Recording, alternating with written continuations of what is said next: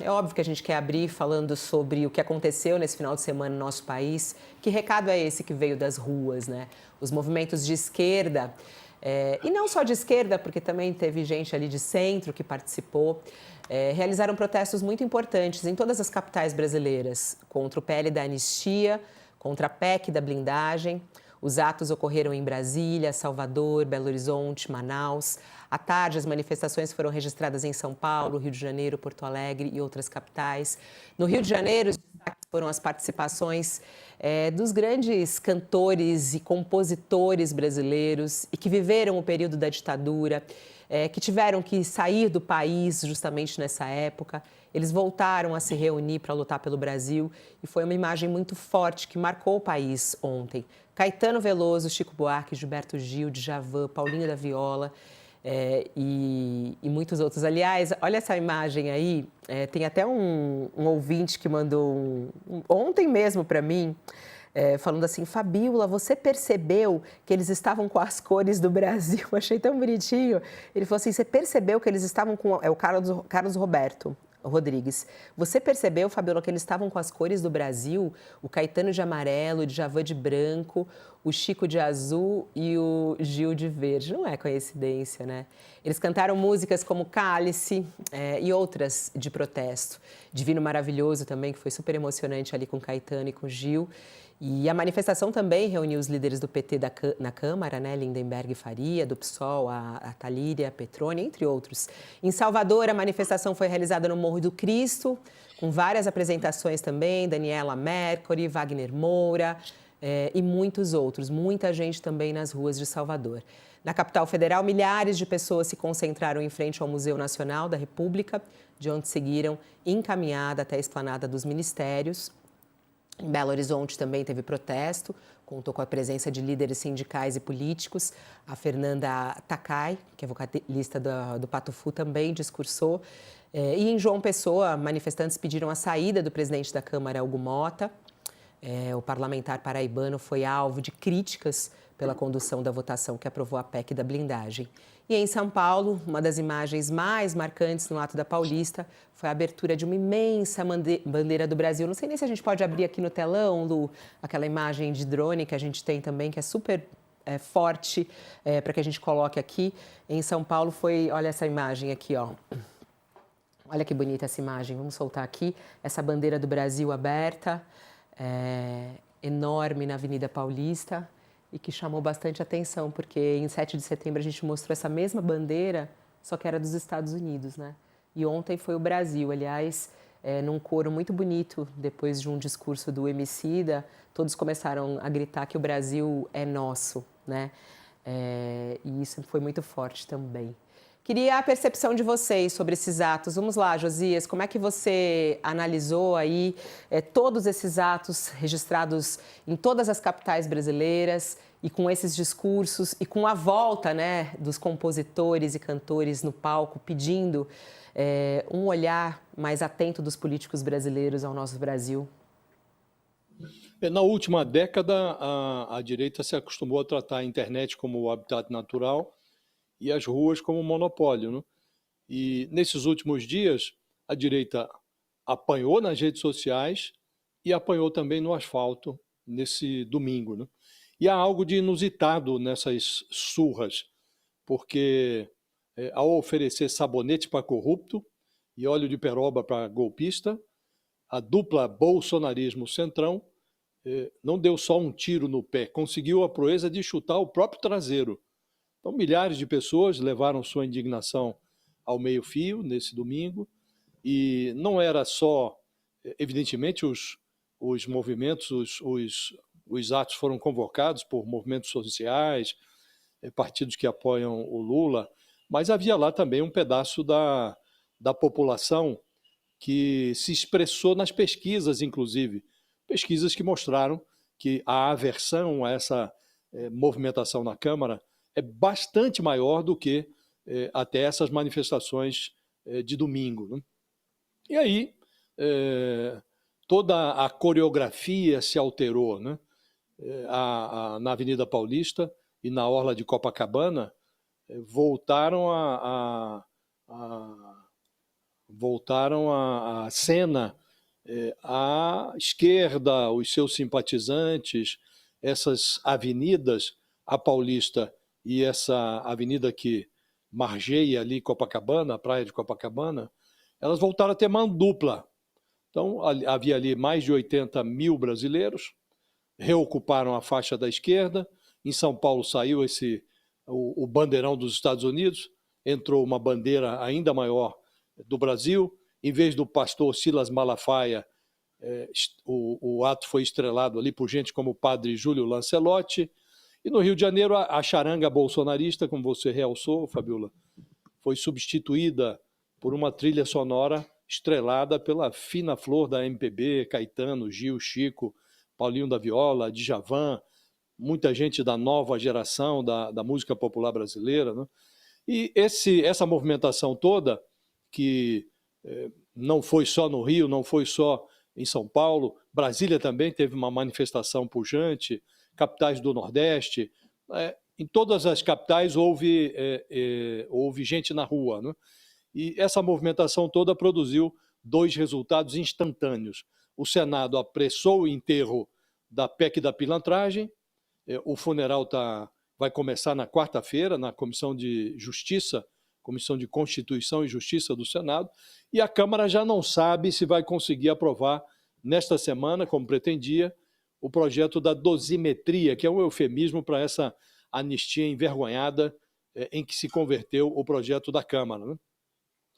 Então o cinismo ainda não foi inteiramente debelado, Fabiola, até porque a Câmara continua discutindo lá a redução de pena para golpista, mas ficou entendido que a disfarçatez, quando é muita, acaba engolindo o dono. O bolsonarismo e o Centrão abusaram tanto da falta de pudor que ainda não sabem se eles têm o despudor ou se é o despudor que os tem, né?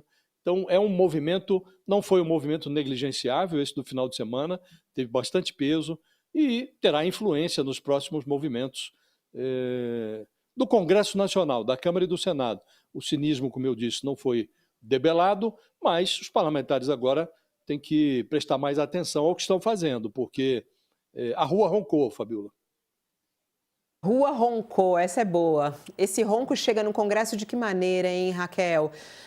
A gente sempre, quando tem manifestações como essa, as pessoas ficam emocionadas, todo mundo volta a falar sobre isso, chama a atenção, né, da população brasileira, até mesmo aqueles que não estavam muito aí, resolvem olhar com mais atenção daquilo que está sendo discutido, chama a atenção para dois projetos em andamento na Câmara que deixaram todos os analistas políticos, e você, inclusive, que estava em Brasília semana passada, horrorizados com o que está sendo discutido, né, pelos parlamentares. Agora, esse ronco da população vai fazer alguma diferença lá no Congresso?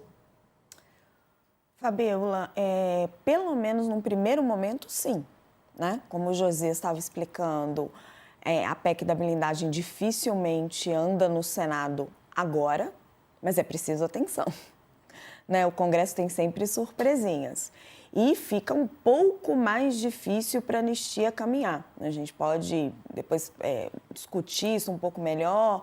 PT e PL, os dois partidos que estão ali nos extremos da polarização política, vão tornar o trabalho do Centrão mais difícil, cada um pelo seu motivo.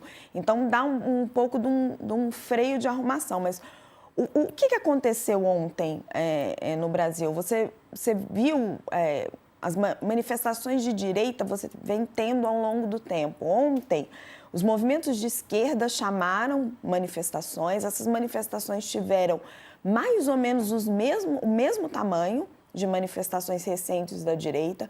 Chama atenção porque a esquerda não vinha conseguindo mobilizar, as manifestações da esquerda vinham tendo mais ou menos um terço das manifestações da direita. Agora, o que é mais delicado e que a gente precisa observar com muito cuidado é o seguinte: se fosse um manifesto simplesmente contra a anistia ou contra o perdão a Jair Bolsonaro, a figura de Jair Bolsonaro, eu não sei o tanto que ele consegue mobilizar sozinho mais. O que eu acho que pegou muito as pessoas foi a PEC da blindagem. Foi, é claro, uma manifestação da esquerda, chamada por movimentos de esquerda, com toda a participação ali dos compositores, que não fugiram à luta, né, em nenhum momento, né, Fabiola? Mas eu acho que a PEC da blindagem, que ganhou a alcunha de PEC da bandidagem, PEC do PCC, porque é isso que ela é, né? Ela livra políticos corruptos, ela livra, ela faz um esconderijo perfeito para quem quer quem quer se esconder no Congresso Nacional e nas assembleias estaduais do narcotráfico. Ela foi uma espécie de tapa na cara dos brasileiros, porque o Congresso tem essas eleições indiretas para a presidência da Câmara. E aí o presidente da Câmara, quando assume, seja Hugo Mota ou seja os seus antecessores, ele fica devendo muita satisfação para os seus pares, né? E aí ele perde um pouco dessa dimensão ou dessa ligação com as ruas, dessa ligação com o povo que o elegeu. E aí passa um tipo de projeto desse que é uma afronta para a população. E é uma afronta suprapartidária, né? Quem é que quer dar carta branca para corrupto, para bandido, para ladrão? Ninguém. Né? Ontem, conversando com as pessoas, e não só com fonte, com político, com analista político, com as pessoas comuns, conversando com amigos, vendo reações nas redes sociais, era uma indignação suprapartidária. Né? Então, o que aconteceu ontem foi que o Congresso, com a aprovação dessa PEC da blindagem, a Câmara dos Deputados, deu um tapa na cara das pessoas e o povo respondeu. Respondeu nas ruas, respondeu nas redes. Acho que não está disposto a aceitar esse tipo de coisa. Respondeu de volta. Então, é um recado muito claro para os políticos de que as pessoas estão atentas, de que as pessoas estão vendo o que está acontecendo, que entenderam que os políticos estão querendo carta branca para fazer absolutamente qualquer coisa. E as pessoas não estão afim de dar esse aval, né? O que eles temem? Por que eles precisam de tanta proteção? Opa, peraí, daqui não passa. Então, assim, é bom Brasília, de vez em quando, tomar essas sacudidas para tentar sair dessa ilha da fantasia, né, Josias, onde eles estão, onde se vive aí em Brasília, e tentar ter um pouquinho de conexão da realidade. Marcar alguma linha no chão e falar, olha, daqui vocês não podem passar, porque senão a imagem do Congresso Nacional fica realmente esfacelada. E olha, Fabiola, se tem uma coisa que político tem medo, é de rua, ou hoje em dia de rede. Não, e é muito interessante quando a gente vê, a gente fala dessa polarização do Brasil dividido, né? Quando a gente pega as manifestações do 7 de setembro e a gente pega as manifestações de agora. Tem muita gente fazendo essa comparação. Aliás, até mesmo, eu estava vendo a vereadora Janaína Pascoal falando, foi muito bonito, até eu iria para Copacabana, ela escreveu. Mas eles não conseguiram reunir nem 50 mil pessoas. Tá aqui, ó, a gente abrindo no telão, o 7 de setembro e ontem, o 21 de setembro, né? O 21 de setembro, ontem. Bandeira dos Estados Unidos, bandeira do Brasil. Uns pedem anistia, os outros pedem a não anistia, a punição daqueles que tentaram um golpe. Josias, é possível fazer uma comparação entre esses dois? É possível dizer que o Brasil está dividido dessa maneira entre a bandeira dos Estados Unidos e a bandeira do Brasil?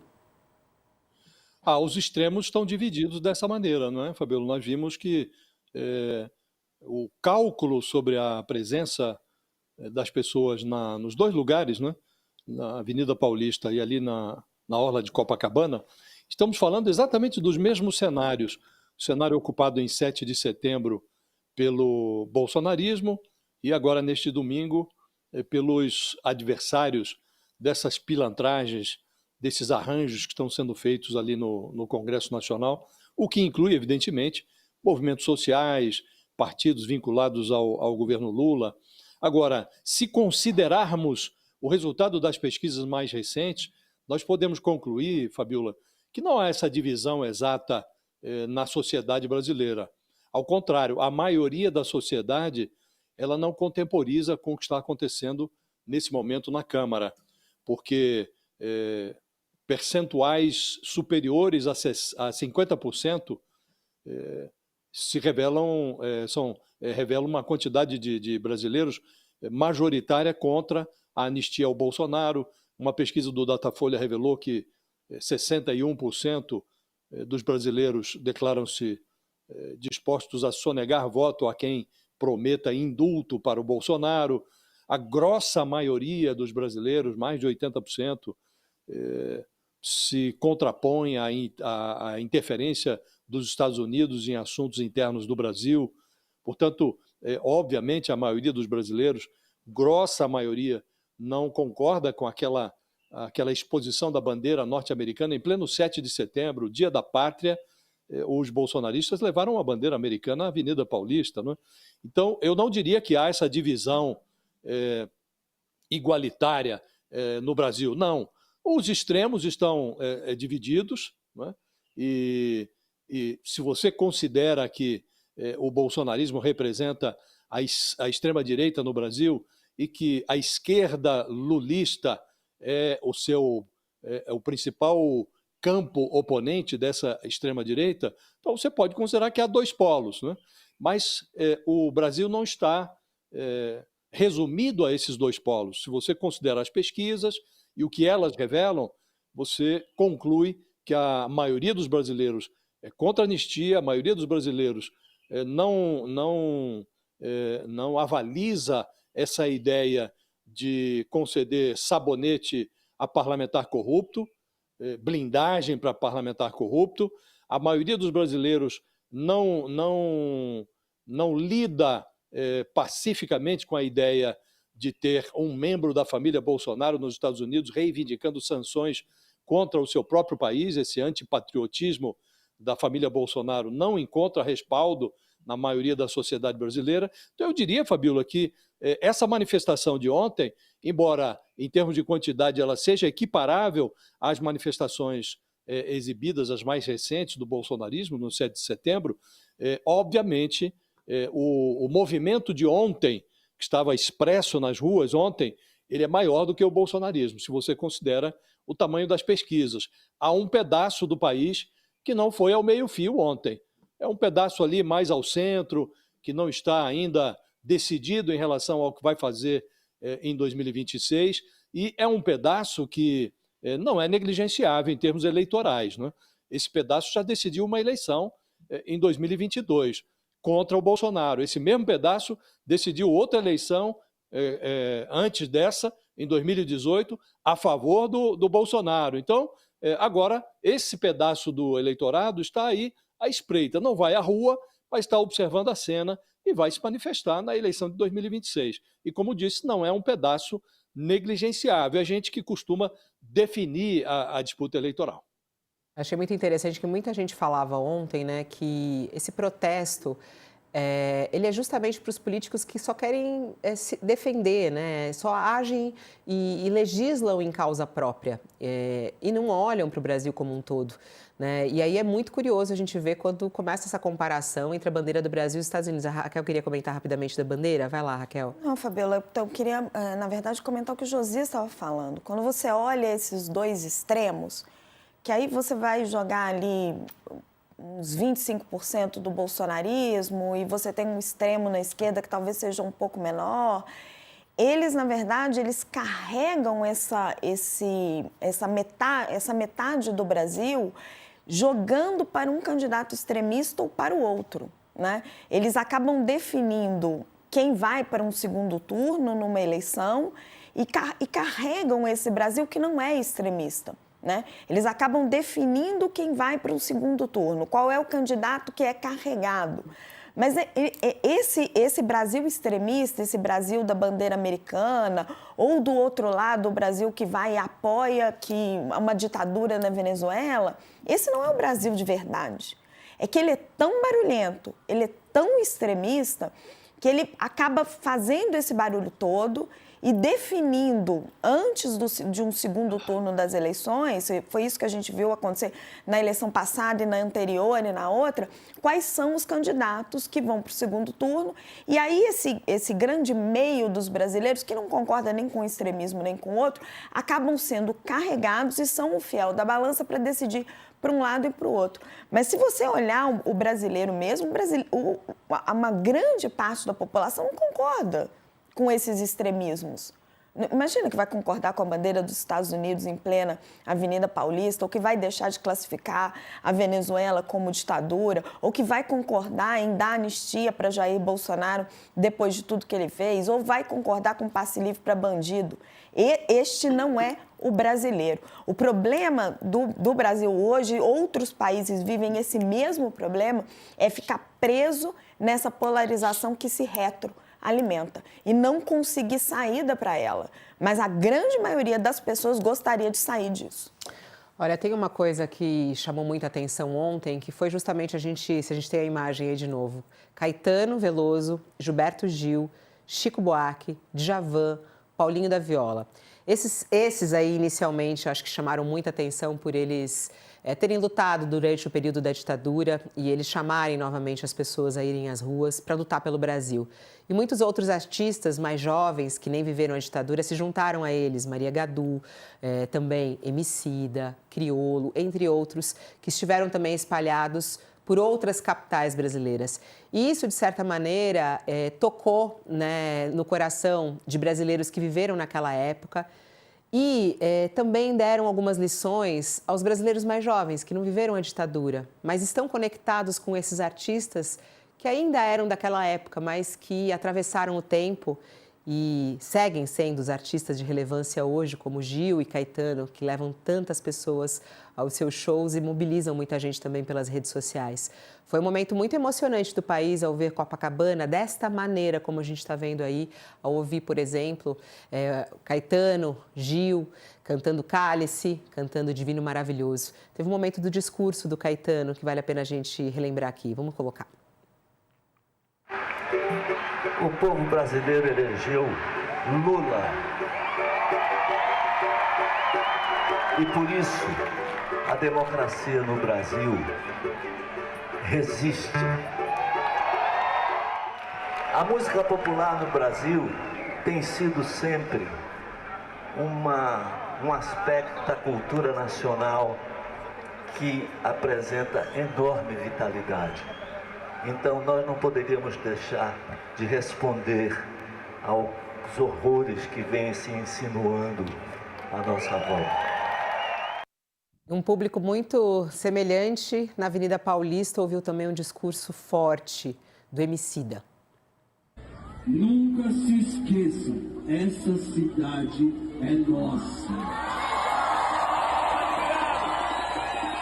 A rua é nós, São Paulo. Tomemos as ruas quantas vezes for necessário para defender nossos direitos, para defender nosso povo, para defender nossa origem, para defender nossa gente, para defender nosso país, para defender nosso futuro, para defender nossa esperança, para defender um amanhã decente, para defender dignidade, para defender salário, para defender agricultura, para defender cultura, para defender ecologia, para defender o planeta. O Brasil é crucial para salvar o planeta, certo, irmãos? Muito obrigado, senhoras e senhores. Espero que vocês vão com Deus para suas casas, em paz, e que a gente se encontre quantas vezes forem necessárias para lutar pelo nosso país. Sudão livre, Congo livre, Palestina livre, Brasil livre da PEC e da bandidagem.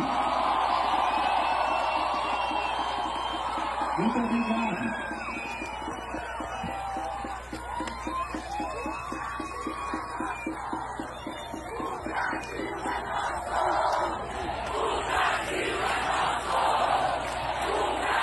E aí termina, o povo responde nesse discurso fortíssimo do Emicida, né? Muito, muito forte, como sempre é. O povo responde: o Brasil é nosso.